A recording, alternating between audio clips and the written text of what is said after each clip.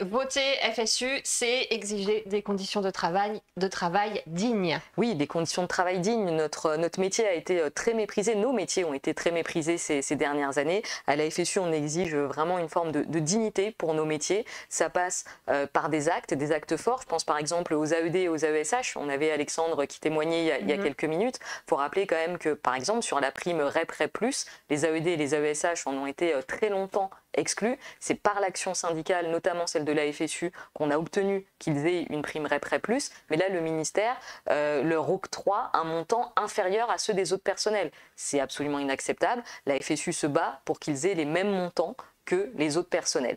On a d'autres exemples à avoir en tête pour gagner la dignité de nos métiers. C'est ce qui se passe en lycée, par exemple, avec la réforme du lycée qui a quand même piétiné nos métiers. Donc quand on demande voilà, le retour à des épreuves nationales, terminales et anonymes, c'est pour nos métiers. Quand en collège, on fait très attention aux déclarations de Pape Ndiaye qui nous annonce que le collège est l'homme malade du système éducatif et qu'il va vouloir l'attaquer, nous on dit non, il faut le repenser, il faut penser la diminution des effectifs, le travail dans la classe, il faut arrêter d'externaliser tout le traitement de la difficulté scolaire et ça aussi, ça fait partie de la dignité de nos métiers. Donc pour toutes ces raisons-là, il faut aussi voter pour la FSU.